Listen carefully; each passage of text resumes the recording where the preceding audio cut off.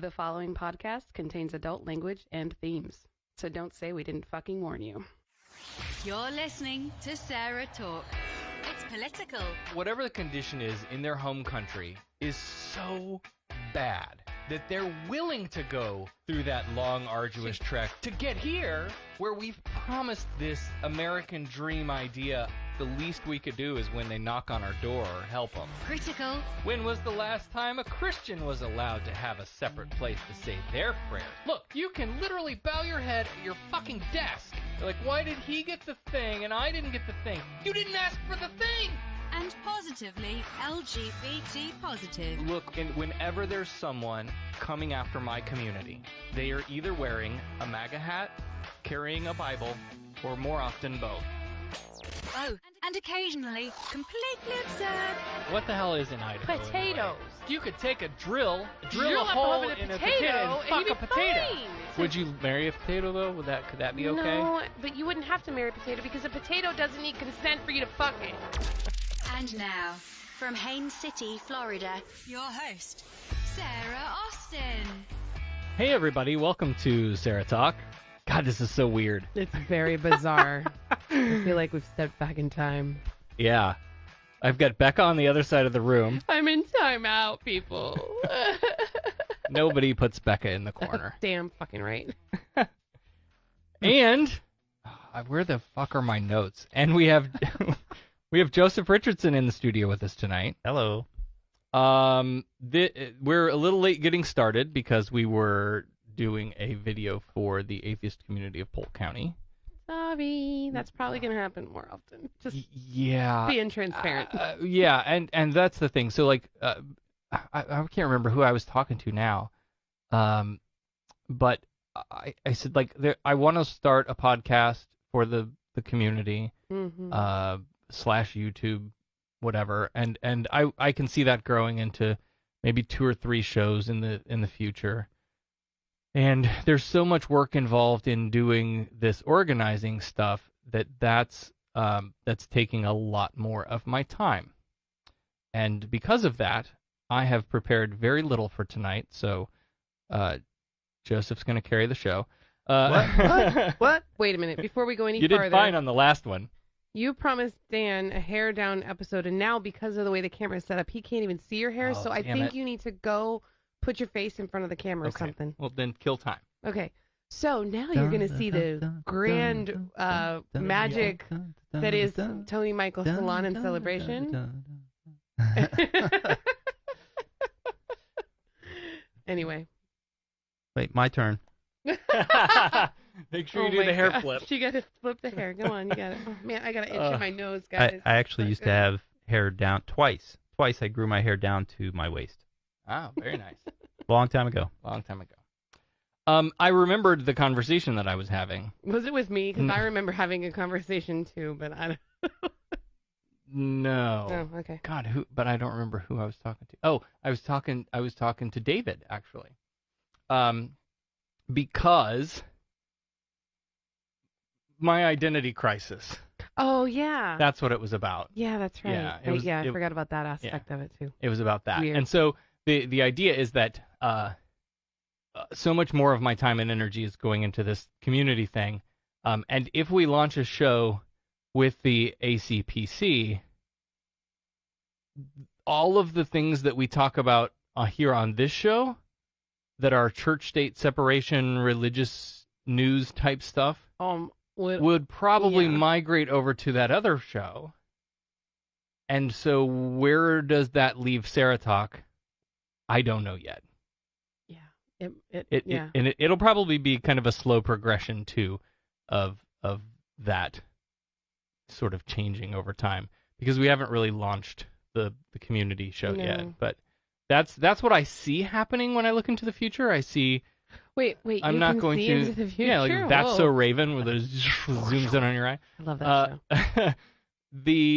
I just that's what I see coming. I see that I'm not going to want to talk about all of these stories twice every week.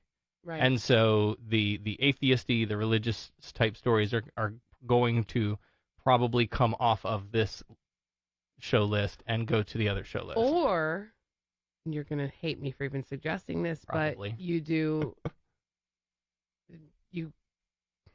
and I hate to even say this, but you record it as whatever it's going to be, but you record it in a way that you can go in and edit it into snippets for each. Yeah, that's too much work. Yeah, I know. If you all will go to patreon.com/SarahTalk and kick us $1, one day maybe I can quit my job and just do this full time, and then I will have the time to edit all the video that you want. But for the moment, what you get live is pretty much what you get. What I do know is you're going to need new headshots. I don't know if it's Rachel or Keith in there tonight, but hey, heads up, guys. Sarah's got a haircut and needs a new picture. Yeah, I haven't. I just now clicked into the comments. Mm-hmm. Dan, yes, it is a big bottle of booze. Yes. I was going to put it off of the table, but then I decided, well, it's still full, so it doesn't look bad. So it's not like empty. So while we're talking about Keith, since Keith's or Rachel is around, I will mention that.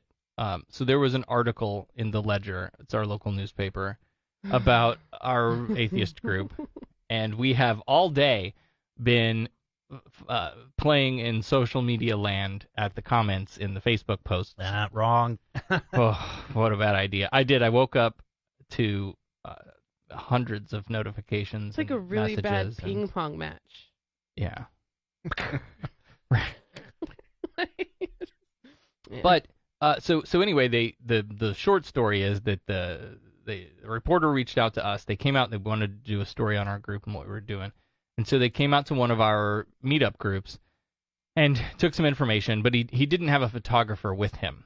So he sent a photographer to our house a couple days later. Which was awkward as hell. It was super awkward. Oh, the best part, though, was the photographer, after he was done with us, he was going to one of the many National Day of Prayer breakfasts to take pictures of that. So that was kind of funny. He got both sides of the coin in one day. From one end of the spectrum to the other. Yeah. Mm-hmm. But anyway, the pictures he took, I wasn't impressed with. Keith could have done a better job. That's what I wanted to say. Yeah. Yeah. I'll have to show you some of Keith's. You may have seen it. He's been posting around this project that he's working on. He's so good. Yeah, I've seen some of those. They're very nice. Yeah. We're about to surpass the SarahTalk members on our ACPC group, by the way. It's at 106 now. Sweet. It was 100 the last time I looked. That's great. I don't even have the right show notes. This is last week. And not even last week, because last week, and I hope you all enjoyed it. Will you please let me know what you thought of? Last week, we dropped the audio from my presentation with the Central Florida Freethought community on Project Blitz. I'd let you know what I thought of it, but I think I already did. So yeah, I could put it in comments though if you want. No, you can. That's fine. You've told me. It's all good. I'm really contemplating creating an alias Facebook account so I can go into all those comment feeds anonymously. Not be you. And not be me. Don't do that. Don't be one of those. Don't be a troll. It wouldn't be a troll. It would be more like a gremlin. Okay. Yeah. Okay. Not a great car. But a really cute little creature, as long as you don't get it wet after midnight. So we did that last week. I hope you enjoyed it. It was a lot of information to kind of sort through and go over.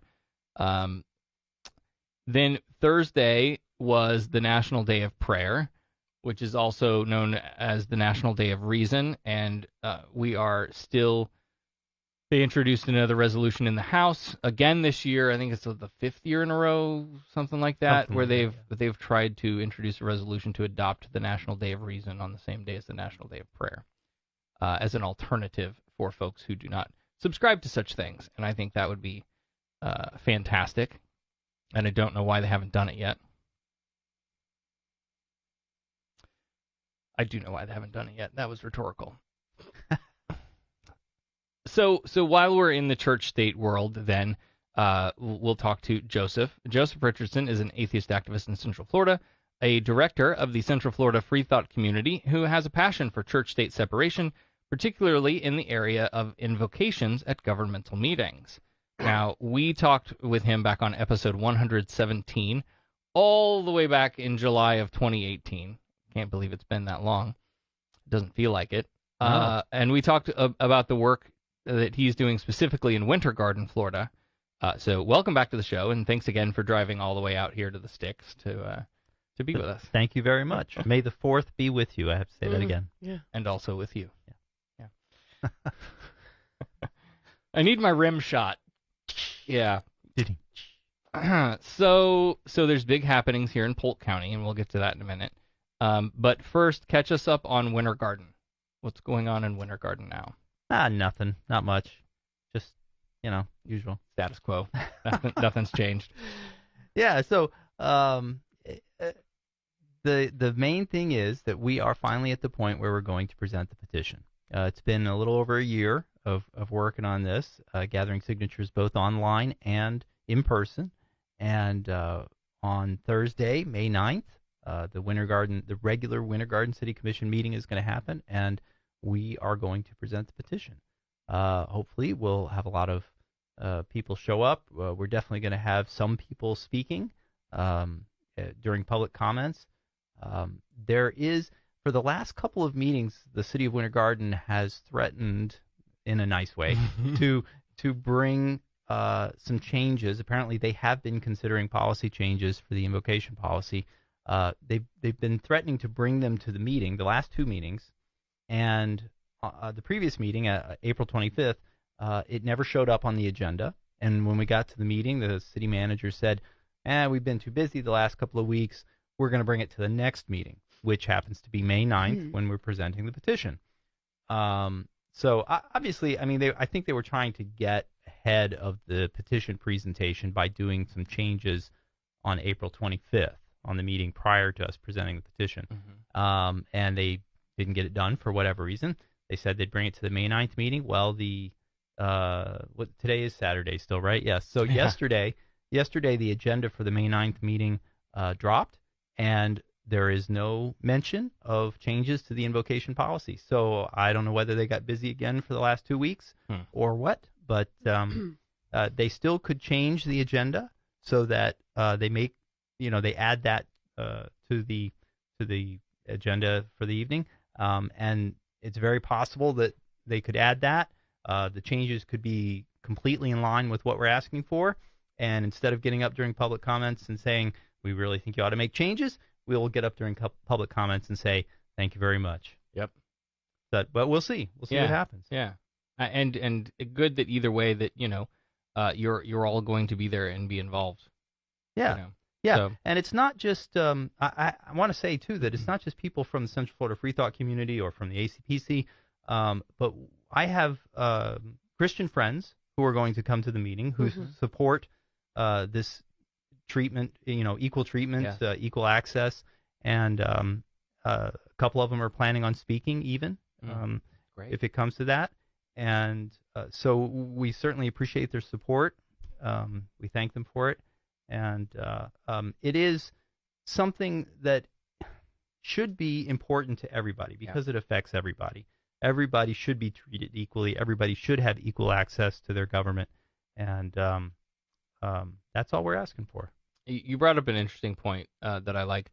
And this is something that didn't get quoted, that we talked about at our meetup, is that, the atheist community at large needs to get away from this. The religious is the enemy stuff, right? I'm willing to work with faith leaders where we agree, right? Absolutely. I can sit down with a pastor and say, hey, so we don't agree on, you don't allow gay people to be in the clergy, you don't allow women to be in the clergy, or whatever the issue is. But you support church-state separation, we can work together on that. Right. And when I started researching the churches here in Polk County, and by and large, and this is, it's an adoption of the national organization or the international organization's sort of rules and policies and statements of faith and such. But I want to say there's a particular strain of Baptist who has in their sort of organizing statement of interest that we value the separation of religion and government, and that's a thing that we care about too. Yes. And so if we can work together on stuff like that, I'm all for it. I think that's great. Yes. Yeah, 100%. You probably know, I hope I get all of the details about this correct, but I think it's Americans United for Separation of Church and State there's a Southern Baptist Joint Convention. Yes. Right? And they are very heavily supportive of church-state separation. And you wouldn't think so just by the name, Southern Baptist, right? Right. But they are the group that leads the charge in many ways. They're the Christian group that leads the charge, and we support a lot of the work that they do. Glad to see it, and and the other thing is, right, the Americans United until recently had a minister at the head of the organization. So right. No problem. Great. Right. Absolutely. And there are many ministers in the Central Florida area that support this idea as well, and we're happy to work with them. Yeah. So for example, the Southern Baptist Convention, I might be able to say, shame on you for the sexual abuse that's rampant in your organization. Fix that. Mm-hmm. Let me know if I can help you. But we can go fight this church-state thing together. Yeah. Right? Yeah.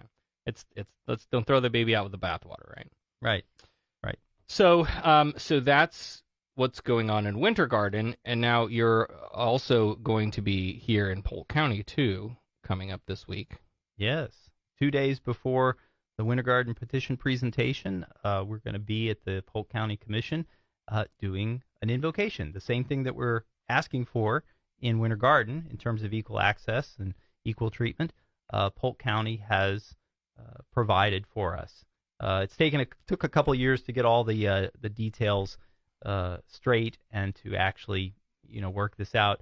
But they have been more welcoming than Winter Garden in a way. Yeah.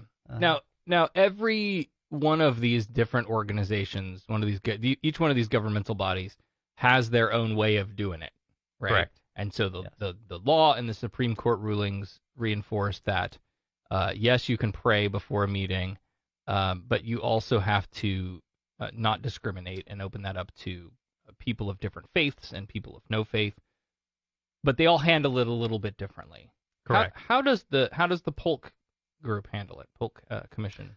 The Polk County Commission, they set up a schedule a year in advance. So what happens is in November, they send out a letter to all interested groups, and you respond to that letter, and you tell them a few dates that you would prefer to show up on, mm-hmm. and they assign people, so that's what they do. And so like I said, November by December, they've got the schedule for the entire next year set, and you know what you're going to do. Right. That's good. So what advice do you have if there's somebody out there that's as passionate about this as you are? Maybe they've been going to their city council meetings, and it's always a Christian Protestant minister. What do you suggest that they do? What can they do? Average layperson citizen. Right. So I think the first thing I would say is that giving invocations is not at all difficult. There are video after video after video on the Central Florida Freethought YouTube channel if you want to see what those look like. Exactly. Yeah. We've done in the last 5 years, we've done between 75 and 80 invocations at municipalities around the Central Florida area, and even we're involved with one that T. Rogers did in the Florida House this past year, which was really exciting.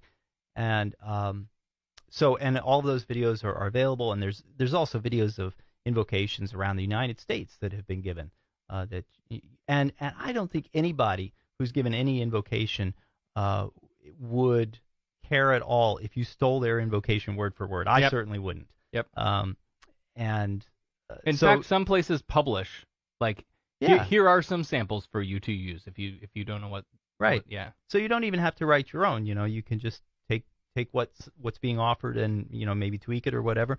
But then just go to your local government and ask what their policy is and how you could possibly get on the list. Like I just described in Polk County, they set it up a year ahead. So at that point at the end of the year where you're going to do it. A lot of places don't decide until a few days or a couple of weeks, a couple of months maybe beforehand. Orange County is different in that respect. They schedule out about 3 to 6 months depending. Winter Garden, the people that they've been calling in, they call in as maybe even the same day, but not more than 2 weeks ahead, I would think. But I don't know because I haven't been called yet.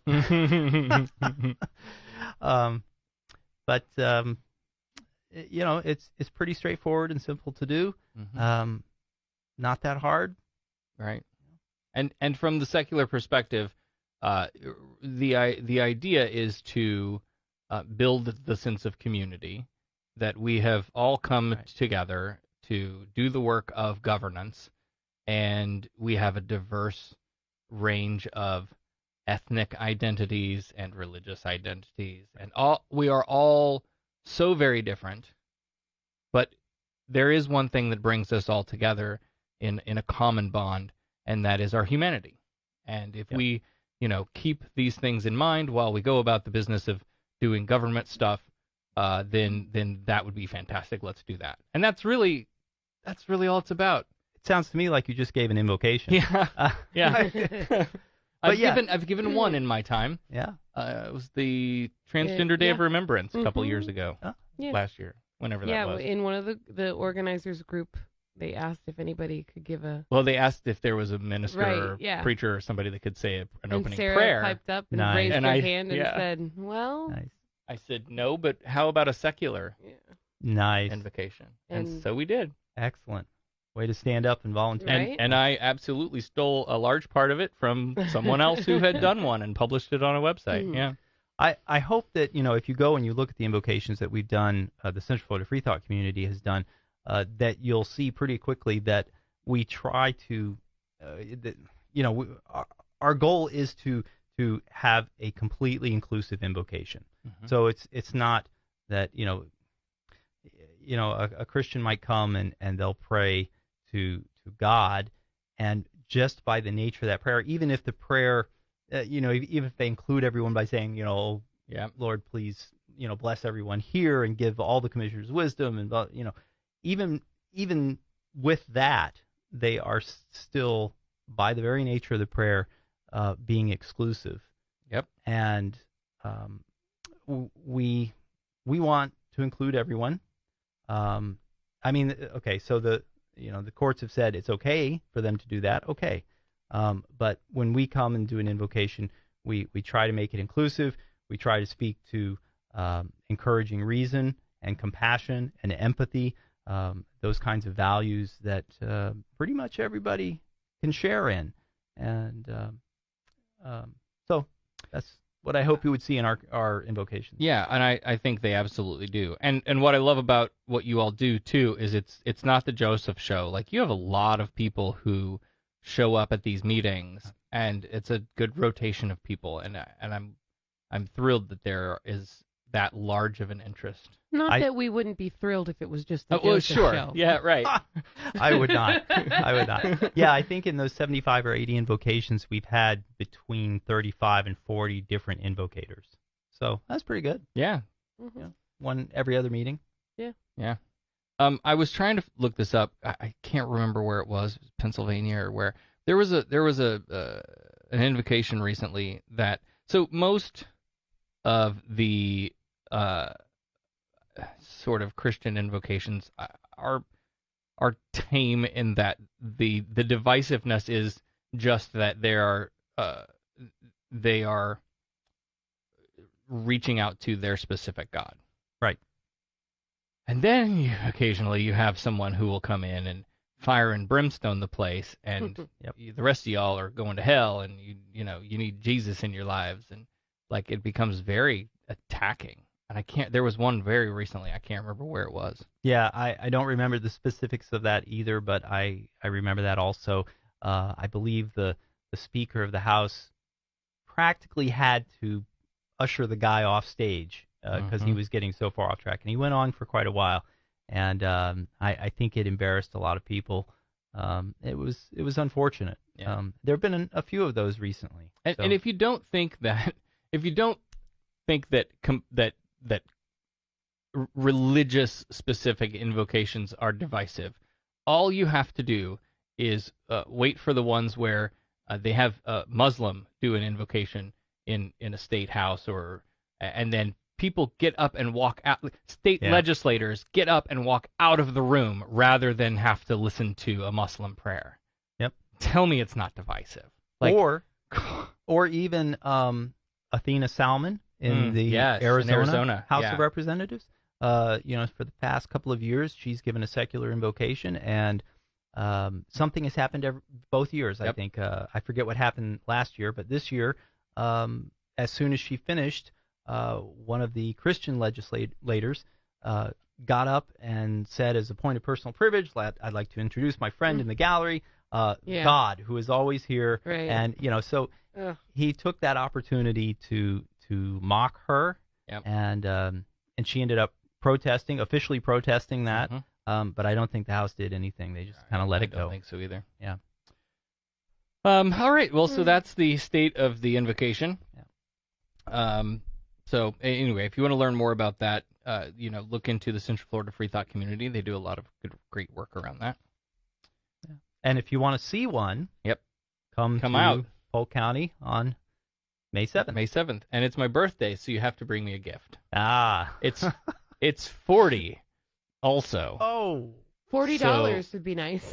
Yeah, that would be great. Right. Oh my God. So you mentioned May the 4th. It is May the 4th. May the 4th be with you. Holy shit, you guys. Peter Mayhew died. Yeah. Yeah. What the hell? And normally, so we don't normally get into like celebrity gossip and talk about like when celebrities die or anything. This was heartbreaking. Yeah. It really was. This one was one that like actually I felt. Yeah. Because a lot of times when celebrities die, I'm like, well, that's like it's my practical secular sort of. Yep, that's life. We live and we die, but this. I don't know. For Star me, Wars was such a thing. Yeah, because when Carrie Fisher died, I had that same. When Han Solo died, it was like. In the movie. Obviously that's why I said Han Solo. Spoiler alert. If you don't know that Han Solo died, you've been living under a rock. That movie was like, what, 3-4 years ago? Yeah, and we haven't seen... Anyway, go ahead. Anyway, but, and then R2-D2's person, what's his name? I forget his name. Couldn't tell you. Yeah. Peter Mayhew had he has a foundation that does a lot of work with, like, people in Venezuela and people that are in countries that are, fleeing terrible situations. And I've got to add more Coke to my rum. So, I just poured it way too heavy. So I thought that was a neat thing about him that I did not really know. Yeah. Prior to doing a little research, but anyway, it's just a little sad. Now it's been days since I read these show notes, so I've forgotten what I've written. So this will be exciting. And all new for you? All new for me too. And I do have a couple of stories that I had every intention of sitting down and writing out, and I just ran out of time. So we might wing it through those, or I might cut them. I don't know. We'll see. I mean, in your defense. In my defense, shit. There's a big-ass storm brewing outside. Damn, so that if scared we me. disappear... I thought the wall was going to come down just now. If the power goes out and we leave, we're not coming back. So good night. Yeah. All right. So it was a busy week. I was going to say, in your defense, yes, it was thank you. Jam-packed. You got a haircut. Yes, that was. No, there was way more than that. There was more. But that did take a while. So the first story comes from the New York Post. A woman in Arkansas flew off the deep end and killed her husband after spotting a porn channel on their satellite TV bill. Patricia Hill, 69, had asked her husband, did you see this? Yes, I did. had asked her husband to cancel his smut subscription after having caught him multiple times watching dirty TV shows. But he refused. According to Hill's attorney, the couple was basically estranged, and that her husband, 65-year-old Frank Hill, had been spending most of his time in the shed out back. The lawyer says she asked him to cancel the subscription, and he said he would, but when the next bill came, there it was again. She allegedly confronted her husband in his man cave, and, not satisfied with his response, went back inside to fetch her Beretta .22 caliber pistol, then walked back out to the man cave and allegedly shot Frank twice. And she left the gun inside the home, right next to the TV bill. So why on earth would a 69-year-old Arkansas woman have such an issue with porn? I'll give you 3 guesses. It should only take one. I'll give you 3 guesses. It's got 3 letters. It's God! It's always God. Her attorney said she views pornography as, quote, a personal affront to her and her God, end quote. But worth shooting a guy for? Now, right? Is that the end of what you're reading about this? Yep, let's discuss. The article that I heard or read, or that somebody read to me, or that I heard, it could have been the radio, I don't know. Okay. Was that she fired a warning shot directly into his head. Yes. Yeah. And I'm like, how is that a warning shot? Yeah, depending on the news source of choice. And I thought, oh my God. So this is what frustrates me, right? Going back to something that I said we talked about earlier, the trouble of religion, where religion tries to stick its nose into business it has nothing to do with, why religion cares who sleeps with who touches themselves and how, is just maddening to me. And this is another great example of, the issue of pornography is one that I think would not be nearly an issue if the culture hadn't created a situation where people don't feel like they can openly talk about it. So then you get 2 people in a marriage together, and let me tell you, I don't know when they got married or how long they've been married, but this guy has been touching himself and beating it off to porn for as long as he's been able to. Because if you do it, you do it. Yeah, right? So this is not something that probably started after the marriage, right? And it's not a necessarily, we don't know all the details, can't ask him. It's not necessarily a statement about their sexual relationship or any of that stuff. But if they weren't living in a world and worldview where it's such a taboo topic, then maybe they could have had a conversation about it. Yeah. And worked through whatever issues they had. And I tend to lean towards the side of that she needs to understand, how pornography works in human sexuality, and that it's not a terribly bad thing necessarily, as long as it's not to the exclusion of everything else. And it's not involving minors. Right. That would be my... Sure. Like, if it's not done illegally, then, I mean, mm-hmm. There's plenty of... I don't know. Yep. That would be my only, like, objection. Right. And if it's not your thing, fine. Right. But I'm going to tell you, honey, he's been hiding it from you if you didn't know until, like... Yeah. Because people do things out of habit. Mm-hmm. And you don't just start doing that one day when you're... Right. I don't know. Yeah, it's just the sexual repression of the religious Sure. mindset that really frustrates me more than anything. Mm-hmm. It's that same mentality that has been oppressing gay people for generations. Mm-hmm. That causes people to comment on articles in the newspaper about me being a transgender person, talking about, well, if you have a penis, you go here. If you don't, I saw that. That kind of stuff. Like, why would you care if not for your religious belief having said what you should and shouldn't care about? Maybe we should have bathrooms for people of certain religious beliefs, and there should be somebody at the door to, like, check you.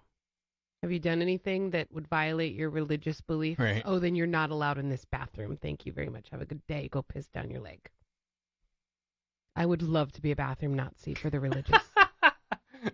You don't want to do that. No, I totally. No, you know you how don't. much joy I would get out of telling religious zealots, I'm sorry you can't come to this bathroom because only people that actually practice what's in the Bible are allowed in here. Well, and we've litigated this over and over and over again. I've got an evil streak. That's but like, the data show that by and large, it's not the trans people who are going into bathrooms and committing crimes, and Republicans and Christians. Like, you know, every time there's a news story about some little kid who got touched in a bathroom, it's not a trans person. By and large. Anyway. I'm spilling my drink all over me. I think you definitely poured a little heavy. No, I think I'm just off. Is there anything going on in the comments? I can't see. Not really. Russell thinks he missed the Florida Man intro because that story. Oh, there's actually a couple of stories of people in Florida, but they weren't funny stories. So so I didn't put them in there. And I may not have. Oh, sorry. I may not have a Florida Man tonight if I don't. I have one more story to find. Everybody just left. Nothing's going on in chat anymore. Gone. So I have like 73 tabs open in my phone. You know this is what I do. Dan says episode name, Becca wants to be the bathroom Nazi. Yeah, let's put Nazi in the show title. That'll do wonders for our not viewership. A good idea. Oh my gosh. Our son was reading. Have you ever seen these books, I Survived? And they're like history accounts of different. Yeah. Like I haven't seen them. It's like I survived Hurricane Katrina in the year. I survived the Great Chicago Fire in the year. All kinds of and different. It's stories about survivors. And it's like survivors of these horrific events, right? Yeah. And book after book after book. So he's gotten into these books now, which is great because I want him to read about history. So last week he was reading I Survived the Nazi Invasion. Uh-huh. And he was calling it Nazi. And I'm like, it's Nazi. He says, no, it's Nazi. Can't you read? I'm like, no, I understand that it's spelled Nazi. He's 9 going on 19. But it's Nazi. He goes, there's no T in that word, Mom. I'm like, I understand, but it's pronounced. This is the funniest conversation I've had with him in a while. It's hilarious. Before I move on, let's talk about some stupid Florida shit. So one of the stories that I didn't write up about a Florida man. So there is a Florida man who has been convicted of leaving threatening voicemails for U.S. Senator Bernie Sanders. Did you see this one? No, I have not seen this one. So court records show a federal jury in Orlando found 57-year-old Robert Francis Pratersh guilty Tuesday. Pratersh? When this was. Spell that. Pratersch. Okay. All right. It was okay. I pictured something else completely, but go on. Of threatening a federal official and interstate transmission of a threat to injure.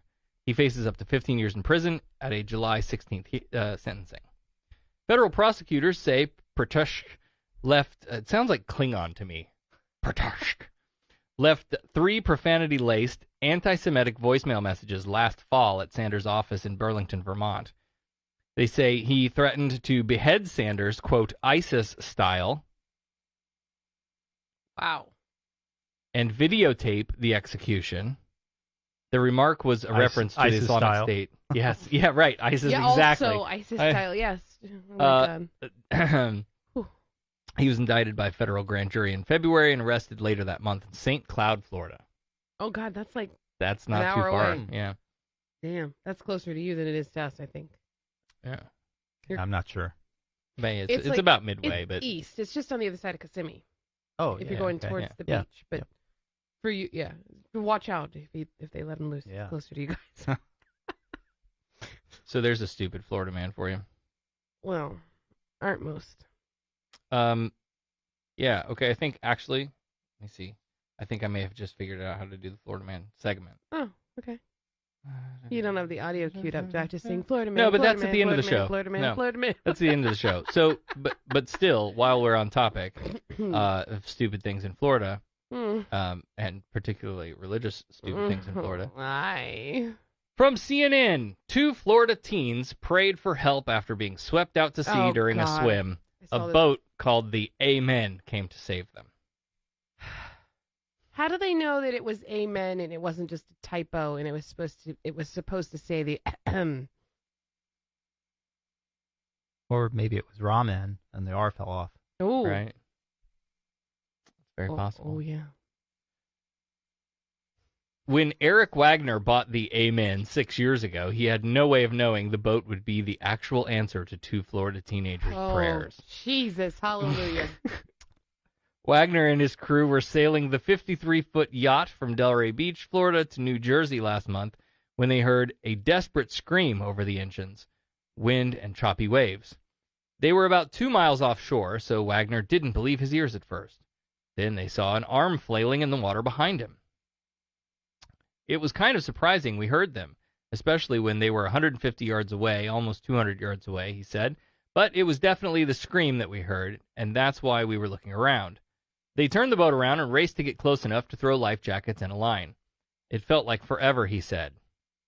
Tyler Smith and Heather Brown were shivering uncontrollably and could barely talk.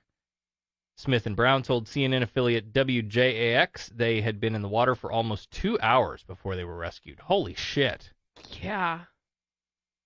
17-year-olds had gone swimming at Villano Beach near St. Augustine to celebrate Senior Skip Day and got caught in a current that pulled them farther and farther away from land. Rip currents are some serious shit, y'all. Yeah, no kidding. I'm terrified. My anxiety is as bad as it is to start with, and then my kids go out into the water. We were actually up there. Yeah. This past not at Delray, last weekend. Well, St. Augustine. Yeah, we were north. by. We were north of there, and our friend, they were staying in the hotel on the beach, and they were actually up on the roof earlier in the day, and she said you could just see it, the rip currents. So, quick public service announcement. Right. What I understand, I think this is correct. If you get caught in a riptide, swim parallel to the shore, right? Yeah. Parallel to the shore to get out, because the riptide is taking you out away from the shore. So yeah. And I always, when we were kids, my mom had like something bright you could see where our spot was, and you always try to stay even with that, because it'll pull you 2-3 feet in 30 seconds. Oh yeah. And you don't even notice it, because you can't you're playing, you swim and whatever. Yeah. And you just go along with it. And so 10 minutes go by, and you're like, oh wait, where's my group? You know. Yeah. So it's very, very scary. So you know what this story though reminds me of? There is a joke that Christians will tell as with a point to the story, and the joke is these people are stuck on a roof in a flood. Do you know this? No, I don't think so. Stuck on a roof in a flood, and this boat comes along and says, "Come on, get in. We'll take you off the roof of your house and we'll get you to safety." And they, no, we've prayed. God is going to save us. Boat leaves. Another boat comes. Yeah. Same thing happens. Then a helicopter comes. And look, the water is rising. It's almost up to you. Please come in the helicopter. And no, God will save us. And finally, they die in the flood. And they get up to heaven. And God says, they say, God, why didn't you save us? Sorry. Why didn't you save us? We prayed, for you to come save us. And God said, I sent 2 boats and a helicopter. What do you want? Yeah. And so, the point for Christians is to take advantage of these things. Yeah. But anyway. So, continuing, they were getting weaker and feared they wouldn't make it, so they started praying. I cried out, if you really do have a plan for us, come on, just bring something, Smith told WJAX. That's when they saw the amen. The first words that came out of my mouth when they pulled her aboard were, God is real, Brown told WJAX. Wagner said they thought the teens might have hypothermia, so they covered them with towels, blankets, and comforters, and microwaved cups of water for them to drink. Within 10 minutes of getting them on the boat, they were back to normal and talking normally. They called the Coast Guard and were able to get Brown and Smith to a rescue boat after 30 or 40 minutes. Wagner said the rescue has strengthened his faith. There were too many coincidences, in my opinion, for this to be a coincidence, he said. What? I truly believe it was divine intervention. It had nothing to do with me. I was just put there at the right place at the right time and did the same thing anyone else would have done, pulled them aboard. Now, before we go into angry atheist mode, let me say, I'm glad these kids are okay. Oh, absolutely. I'm glad that this boat was there and these people were, all of that stuff. Right. I'm glad it was there's a positive end to the story, and we're not talking about some kids that died. Right. You know. However, the comedian from Australia, Tim Minchin. Yeah, where he talks about a bit that somebody had their baby is born or something, and it had this rare condition or whatever, and it happens 1 in 4 million whatever.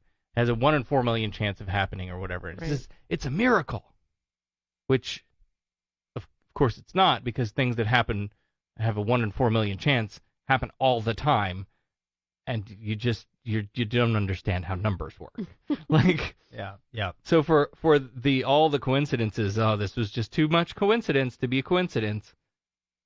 I get why it feels that way. I've certainly been in situations where it doesn't feel like a coincidence, but it's a coincidence. You were in the right place at the right time. That much is right. Yeah, I can't remember where I read this, but years ago I was reading about coincidences like this, and it was probably something like Innumeracy by his name escapes me. I can't remember, but the book's called Innumeracy, and it tries to put some numeracy back into our lives. And regardless, the point was, if you really knew about all of the connections that existed in your life to all the other people and all the different situations, then all of these things that look like coincidences would not seem that way anymore, because there's just so much that you don't know about, you don't realize. Right. Like in this case, for example, people get pulled out by currents all the time. That happens pretty frequently. Right. People are out in boats pretty frequently. And so for two of those things to be in the same place at the same time is really not that big of a shock. So I guess my question would be, was it the boat captain, I'll say? Okay. Yeah. That said that the rescue strengthened his faith? Yeah. Okay. All right. Then I can't really ask that question. Okay. Well, the one when they were rescued was where they called God out to real. God to help me. Yeah. God is real. Yeah. So if you prayed to God and you're drowning in the water, and Lucian Greaves came to your rescue in his satanic temple yacht. I don't think he has a yacht. I'm just saying they don't make that much money. But would you say, would you God, come to Satan the is same real. conclusion, or would you go, God works in mysterious ways. Maybe. God works through the evil people too, you know. Yeah, I guess that's true. There's always an apologetic. Like that's I just yeah. No, that's a valid question. Yeah. Right. Because the boat happened to have the name Amen on it. That further answered your prayer. Connected the feelings that you had. Right. Had it been named, like, I don't know, Hellfire or something. You know what I mean? Like, yeah. Well, I'm saying, like, you know, like if it had been anything other than right. If it was like the Playboy bunny boat with a whole bunch of like ungodly activities going on. Sure. Like, you know, like would it have even made the news? Maybe it would have. Right. I don't know. Well, Wagner said he plans to restore the boat and had been thinking about changing the name, but that's off the table now. Definitely not. I'll keep that name. Amen forever. Oh my God. Seriously. So another story on the list tonight. We have, from time to time, enjoyed having a bit of a laugh at batshit crazy pastor James David Manning, who runs the Atla World Missionary Church in Harlem. I think I saw this. You may recall 3 years ago we talked about his church woes. He owed over $1 million in bills and back taxes, and the SPLC designated his church as an anti-LGBTQ hate group. With the possibility of losing his church, a homeless shelter for LGBTQ youth was hoping to take over the space, but Manning was able to maintain control of the building. What none of us knew though, was that at all of this time, Manning had also been running a K-12 private school at the church. Great Tomorrow's USA Elementary Middle, and Atla High School. The story you're about to hear will be difficult, but at a minimum, it demonstrates why private schools should never be given public taxpayer funding, as the Florida legislature, by the way, just passed in its voucher legislation, soon to be signed by our governor. This is the story of Sharif Hassan, who attended the church's school since he was a young child. The Huffington Post reports in 2010, Hassan and a girl named Tamar at the school grew their relationship to a sexual nature, and when her mother found out, she took the issue to Pastor Manning, hoping he could help. Well, rather than help, for 3 full days in 2011, then 17-year-old Hassan was taken by a church leader to the pitch-black basement in the morning, locked in, and left there for 8 hours. Hassan sat on a grimy bench in total darkness, his lungs filled with dirty air from a nearby boiler. Bugs and rodents crawled around him. He said he wasn't allowed to eat anything on the first day until school ended around 4 p.m. The second day, he was given 15 minutes to eat upstairs, but still isolated from his classmates, before being ushered back downstairs. His thoughts turned to suicide as he experienced deep loneliness. HuffPost spoke to 27 people connected to the church over several months, uncovering stories of abuse like this one. And if that's not enough to steer you clear of private religious schools, try this. We recently talked about Kingdom Prep down the road from us here in Auburndale, Florida, whose headmaster/teacher, Pastor Tiger, was arrested on accusations of child molestation.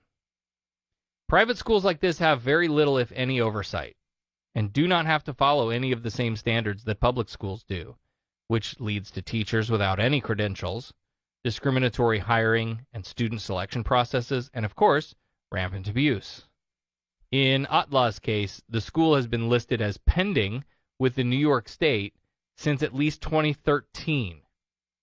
In New York, private schools apply to register with the state, providing details of their program, and then the state sends a representative to conduct a site visit. Except, there are years of backlogs and staff shortages, so the site visits keep getting delayed. Meanwhile, the school gets to take advantage of being registered, even though they haven't been vetted yet.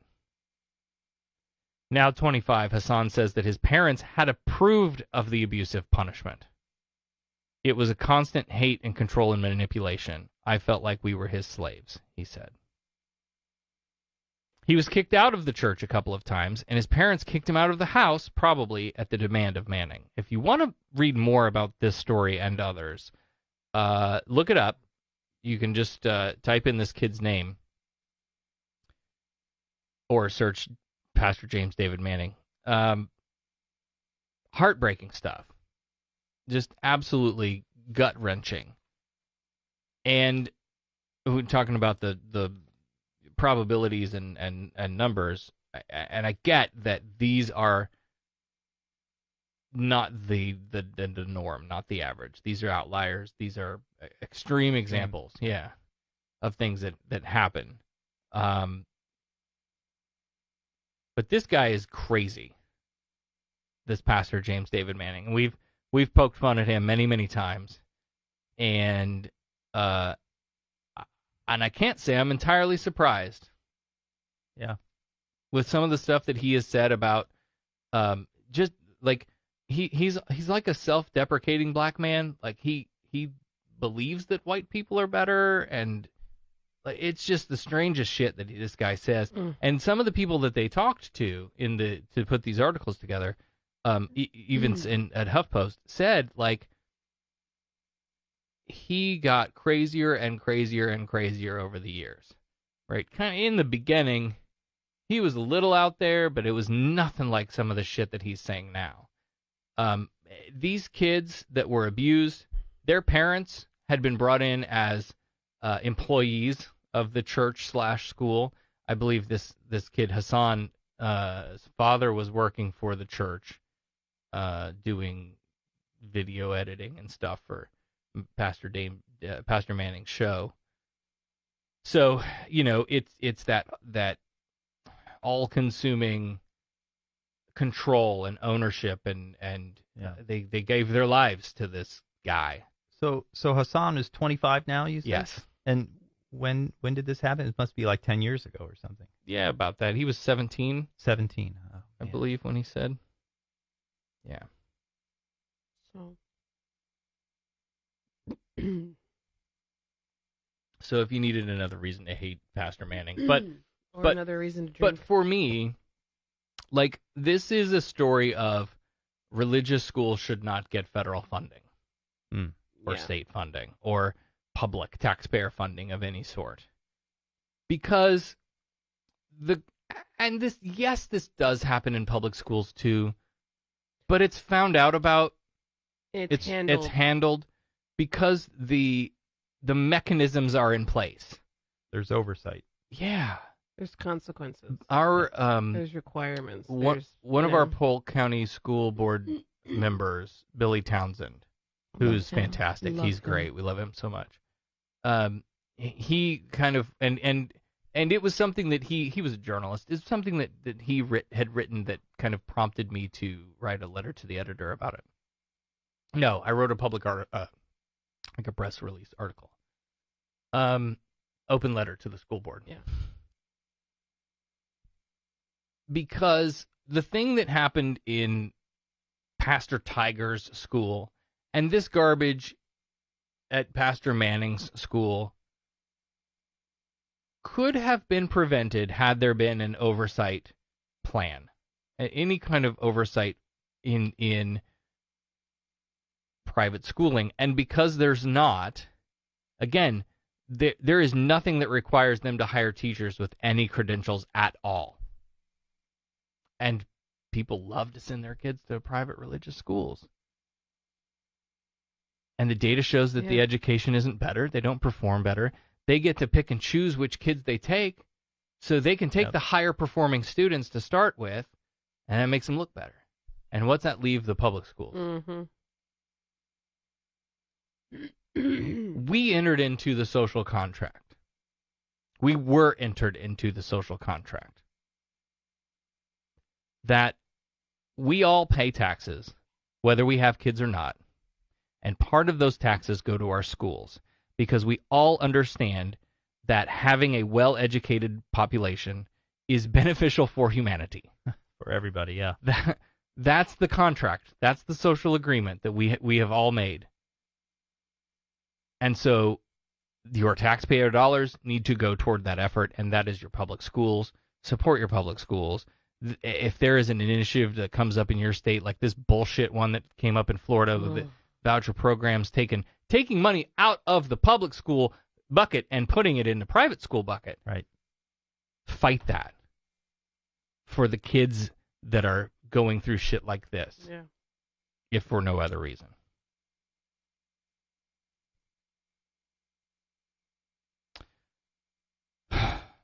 Sorry, I brought you down. Are you going to bring us up now? Sure. Pat Robertson? You want to talk about Pat Robertson? Oh, for fuck's sake. While we're on the batshit crazy Wait. celebrity religion Before people. you move on, then, Yeah, go ahead. Dan says... I need more rum. Here, this whole bottle of it.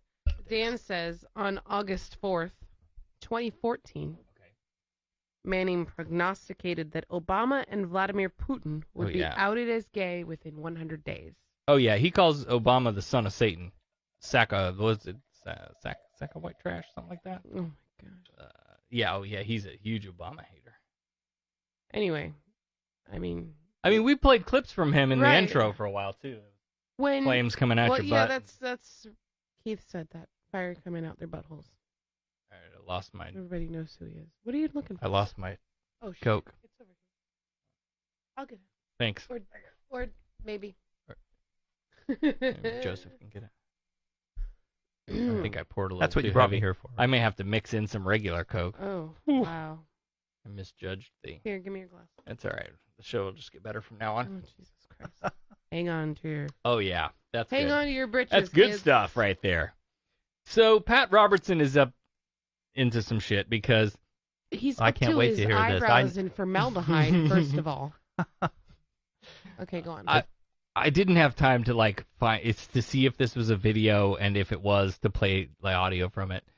But of course we have quotes kindly provided from him at Meta over at the Welcome Friendly to Atheist. SarahTalk Unplugged. That's the name of the episode. SarahTalk Unplugged. So earlier this week, Pat Robertson dismissed young Earth creationism as nonsense. That's so embarrassing. And how all that 6,000-year stuff just doesn't compute. So pause for a moment to soak in the fact that Pat Robertson, on at least a level, gets that, which is super surprising. Does he, or is this just the beginning signs of senility? No, I think he's been saying this for a while, that he agrees with evolution. Yeah. That's just bizarre. Well, but okay. I'll go with it for the sake of the story. It is. I mean, you would not expect it. No. Based on all the other stuff that he says. Right. He says a lot of other stuff. Yeah. Well, that raised the ire of folks like Ken Ham, whose entire career is built on the lie that the Earth is a few thousand years old. He called on Robertson to repent. He also hilariously claimed Robertson adopted man's pagan religion, which is ironic given that the two men say the same things about God 99% of the time. Well, Pat Robertson of the 700 Club, we at Answers in Genesis and the Creation Museum don't limit him, God, to 6,000 years. We limit ourselves to let God tell us what he means in his world. We don't tell God what he means, and you need to stop telling God what you claim he means. It's not those of us who take God at his word who are embarrassing. What does he mean? It's the other way around. Those like Pat Robertson who adopt man's pagan religion, which includes elements like evolutionary geology based on naturalism, atheism, and add that to God's word, are destructive to the church. This compromise undermines the authority of the infallible word. It's a major reason why there's been, and continues to be, an exodus from the church of the younger generations. They've been taught to doubt and not believe God's word, beginning in Genesis. Pat, repent of compromise. Well, that's fun. This is I'm trying to think. There was another great example of this that happened recently, like locally, that in my sphere of influence. This no true Christian stuff, that's the no true Scotsman fallacy that you line up 10 Christians and you ask them, what about this? And you'll get 10 different answers. And, well, but my God says that gays are okay. Well, my God says gays should, are going to go to hell. Well, my God says we should just kill them all. Like, you get a different answer from everybody you talk to. And who's the real one? Who's got the right interpretation? You asking me? No, that was rhetorical. No, she's not asking me. Well, he's right about one thing, Hemmett says. Pat Robertson and his ilk are part of the reason people want nothing to do with Christianity, though I would argue Ham contributes a lot more to that equation these days, since his rejection of reality is more recent and relevant.